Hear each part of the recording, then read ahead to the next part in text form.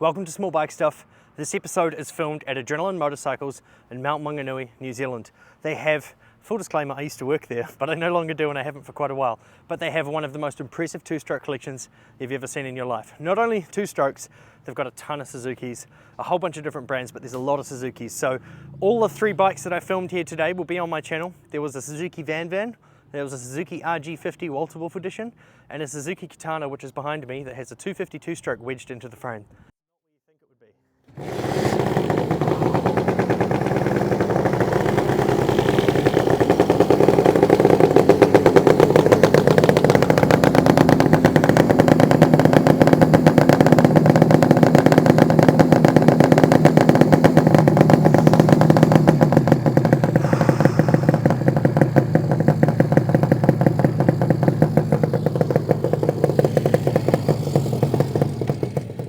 Welcome to this episode of Small Bike Stuff. Here we have a brutal little 250cc bike.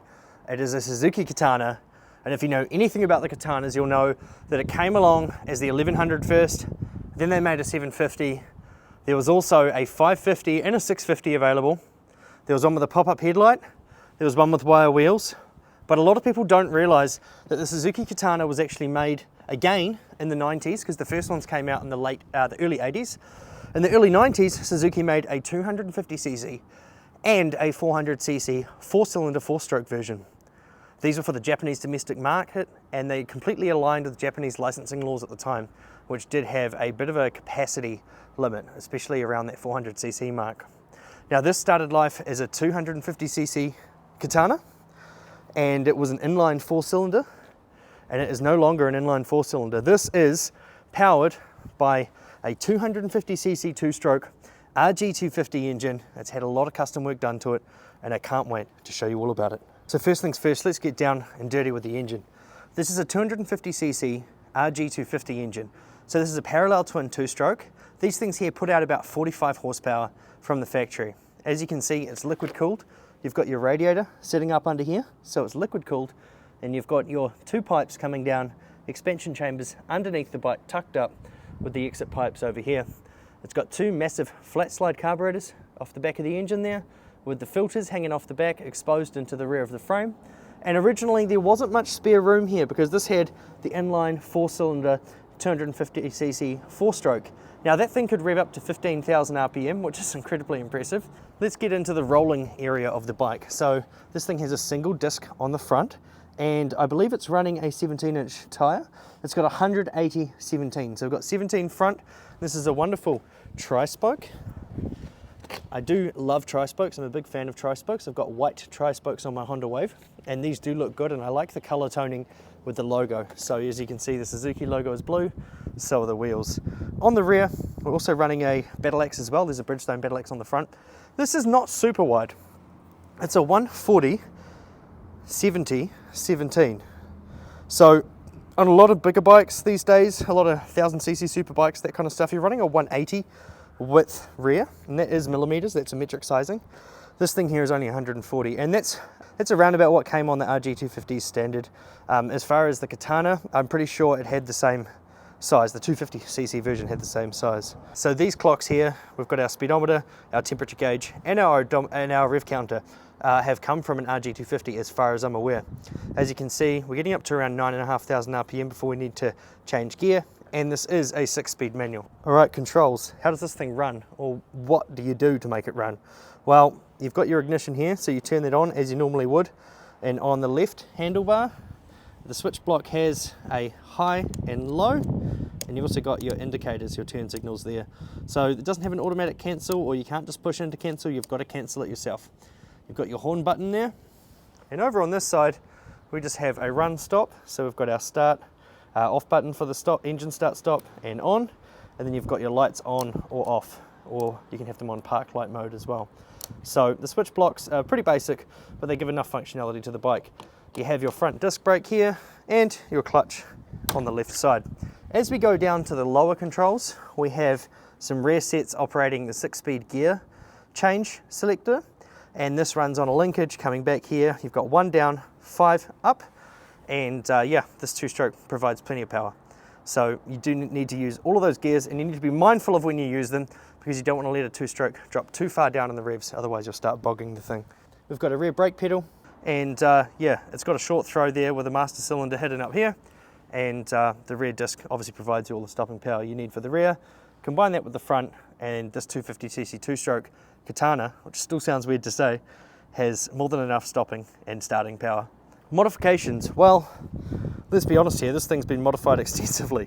If you look at the bike itself, you've got a chain guard that's been custom made for this bike. This has been built by Gavin Venter, who works heavily with Adrenalyn Motorcycles, and he also used to operate a custom shop in South Africa called Phoenix Customs.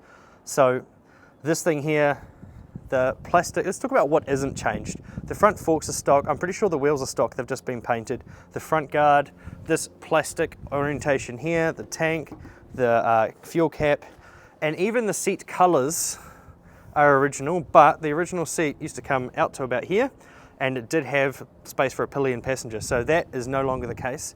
The frame's been changed up a little bit, we'll say, just to kind of suit the stance of the bike. So it looks a lot better in its current state with the 250cc two-stroke, in my opinion, than if you just wedged a 250cc two-stroke in and left it long and kind of bulky. The long, bulky shape suits the inline four-cylinder, whereas the two-stroke 250 kind of gets a bit sleeker, a bit lighter. You kind of want to see the differences that have been created with this engine. And like I say, it's all on display.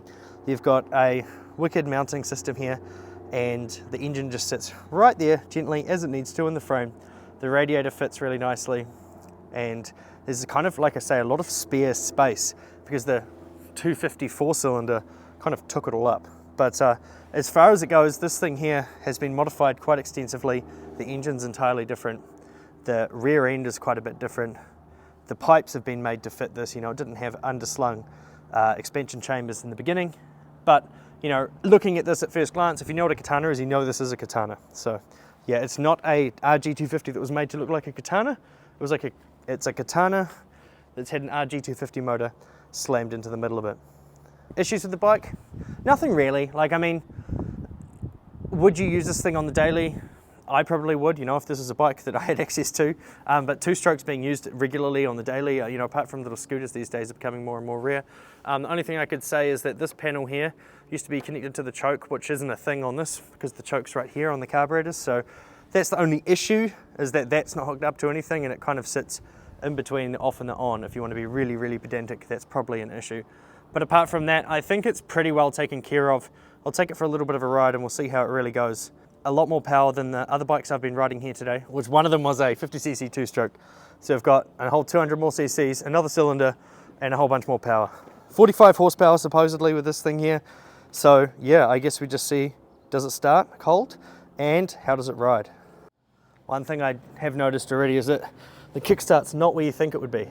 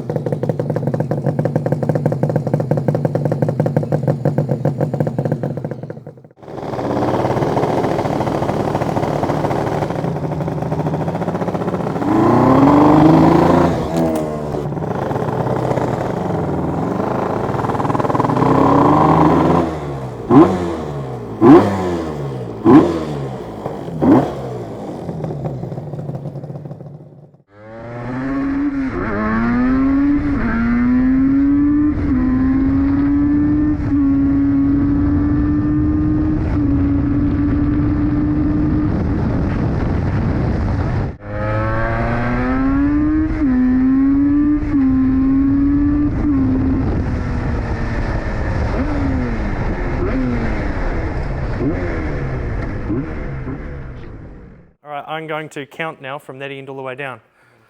So what we're starting here, 1. Well, that's not mine, so you can't count that. Okay, 1. 1. Well, that's not mine either. But anyway, it's here today. So we'll count what's here today. Yeah. So that's 3, 4, 5, 6, 7, 8, 9, 10, 11, 12. 12, 13, 14, 15, 16, 17, 18, 19, 20.